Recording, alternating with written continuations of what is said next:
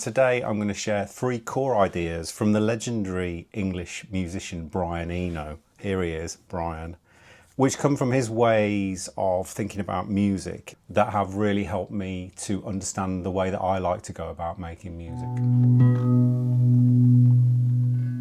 So if you don't know who Brian Eno is, then you perhaps should go and visit his Wikipedia page. But in a nutshell, he is an English musician who originally was in the band Roxy Music for a couple of years on their first couple of albums. And then he left Roxy Music and started a solo career and essentially invented ambient music. He's worked with lots of people. He's famously worked with David Byrne and Robert Fripp on musical projects.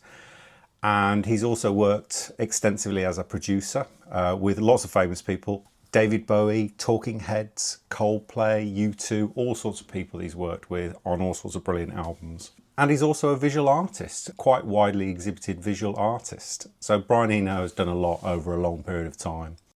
So I've got a couple of books on Brian Eno. This is his diary, Brian Eno's diary, A Year with Swollen Appendices. So these are the swollen appendices, all sorts of notes and things. Very interesting read. I've got another book on him here about his music. And also got his Oblique Strategies cards, creative cards, which you can use in the studio to inspire you to create in a different way. Do nothing for as long as possible. He likes to talk a lot about music, technology, how he works in the studio, and he's widely quoted online. But essentially, his ways of thinking about these things come back to a handful of core ideas. And they're very interesting ideas, and I've found them quite useful to understand the way that I like to work in the studio. So I've got a load of quotes from Brian Eno off the internet. Just a quick disclaimer that I haven't really checked the authenticity of a lot of these quotes. They're just off kind of quote sites, and they're widely attributed to Brian Eno, but I haven't actually looked into them in any great depth. So if these are not actually quotes from Brian Eno, then I'm very sorry, Brian.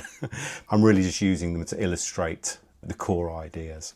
So the first idea, which I found very useful, is his ideas around being a non-musician. It's a concept that he applies to himself because he doesn't see himself as a traditional musician who has learnt to play an instrument to a high level. I don't believe he's saying that that isn't valid. He works with lots of great musicians, but I think for him personally, it's not a path that he wants to go down. He wants to work as a musician in other ways. Because learning an instrument is a very definite path and a lot of work. And he's never really done that, and he's not interested in doing it. So here's quite a wordy quote from him about it. There was such an implicit and tacit belief that virtuosity was the sine qua non, meaning was a fundamental requirement of music, and there was no other way of approaching it. And that seemed to be so transparently false in terms of rock music in particular. I thought that it was well worth saying, whatever I'm doing, it's not that. And I thought the best way to say that was to say, look, I'm a non-musician. If you like what I do, it stands in defiance to the idea of a musician being someone who spends a huge amount of time and effort learning an instrument really well. So that's his concept really. Doesn't read music, not interested in music notation. He's not actually that interested in chords, Western music in that kind of way. And I found that really quite helpful myself, because I actually can read music. And as a kid, I learned to play the violin. So I went through that whole process of violin lessons, practice, trying really hard to get better. And it was very hard. And although I did quite well in some ways, I didn't do anywhere near well enough to actually do anything with that. I was never going to become a violinist and play in orchestras or be anywhere near that level. It's not that that isn't valid and isn't useful, but for me personally, and for obviously for Brian Eno, that's not something that I want to do. And then later on, as I got older, I picked up a guitar. And again, I felt that the best thing to do was to learn to play the guitar really well. Learn loads of songs, learn all your chords, get better and better at your technique. And at the time I was playing in bands and I wanted to get better at the guitar, but ultimately that was never going to happen either. And the way I play the guitar now is very basic. You know, it's a sound source for me. I'm not interested in learning scales, in getting fast technique. I'm just not interested in that. That's not what the guitar is for me. I did it recently. I thought I'd like to get hold of a bass guitar because I thought, what a lovely instrument to have, that lower register bass guitar. I can do some great stuff with a bass sound. And then straight away I was thinking, oh, I could learn all these bass lines. I could learn slap bass, you know. And then I kind of thought, I'm not going to do that. I'm not going to spend hours and hours and hours learning good technique on the bass. But you don't have to use an instrument in any particular way. You can use it how you like. And I make ambient guitar music, but I'm not very good on the guitar. But that doesn't matter because I only need to play a few notes.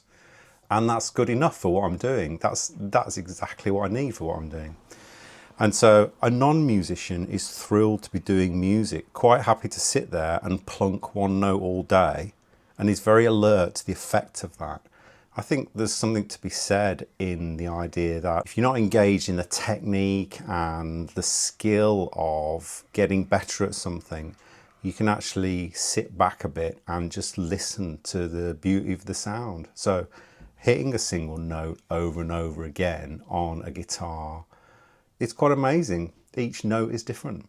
There is something in that, definitely, and it's something that I feel quite attuned with, that focus on sound, deep listening. Non-musicians really listen sometimes because that's the only thing they have available to them. Maybe that's a bit intense, but listening is an important thing, I think. And I think this idea of a non-musician is quite a similar idea to the Buddhist idea of beginner's mind. So beginner's mind is a concept in Zen Buddhism.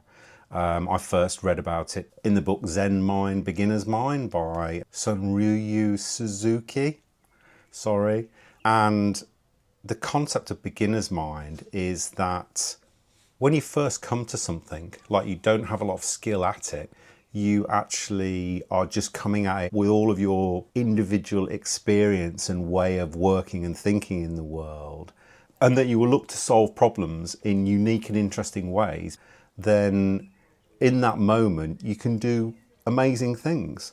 And Brian Eno talks about that kind of concept as well. So I'm fascinated by musicians who don't completely understand their territory. That's when you do your best work. Every increase in your knowledge is a simultaneous decrease. You learn and you unlearn at the same time. A new certainty is a new doubt as well. Regard your limitations as secret strengths or as constraints that you can make use of. You know, and in that state, beginner's mind, when you first pick up something, if you're talking about studio gear or an instrument, you play it in a unique way. You play it in the wrong way. But it's very interesting what happens, and I like to spend as long as possible in that beginner's mind mode. And so the concept of a non-musician works quite well for me. I'm not interested in investing huge amounts of time in learning scales, in learning, you know, technique on guitar or on bass, or on anything, on keyboard, nothing. It's enough for me what I can already do when I pick up an instrument and I can just play it. I do obviously have some understanding of notes, chords, scales because of playing the violin as a kid, but I don't need any more than I've got. So that is number one. It's okay to be a non-musician.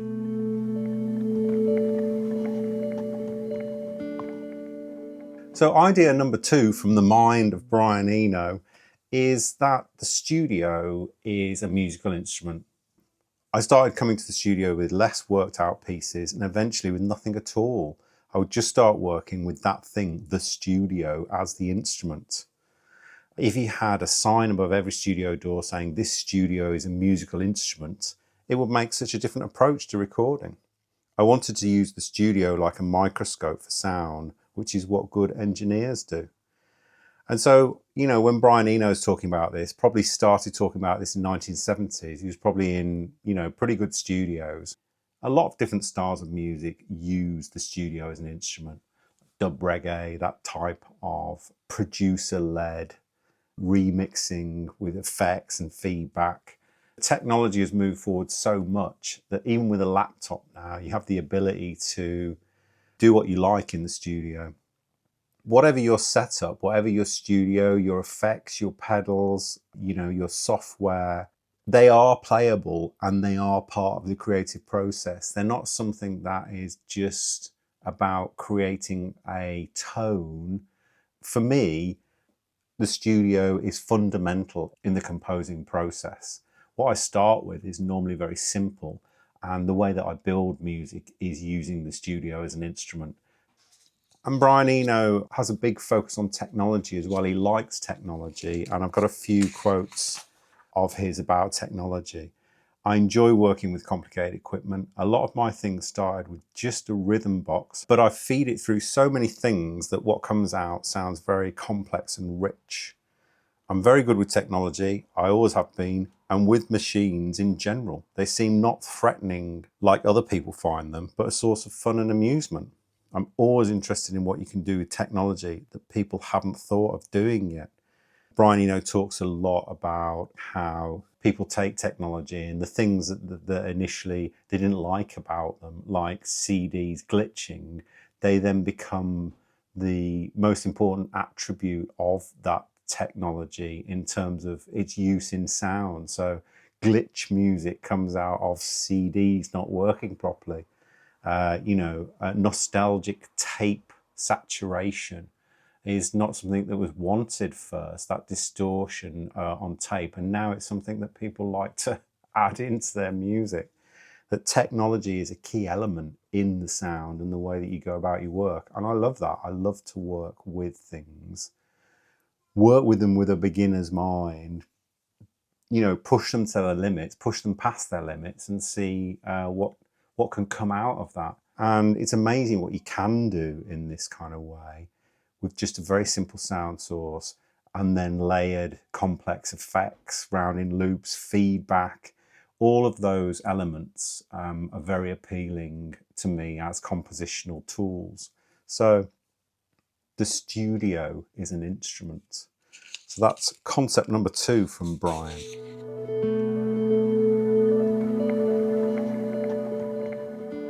And the third, the last idea that I'm going to talk about, that Brian Eno talks about a lot, is he often compares making music and being in the studio to art, particularly to painting.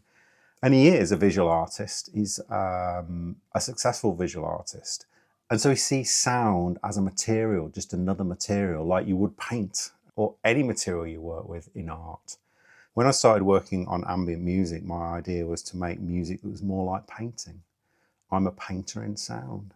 By the mid-60s, recorded music was much more like painting than it was like traditional music.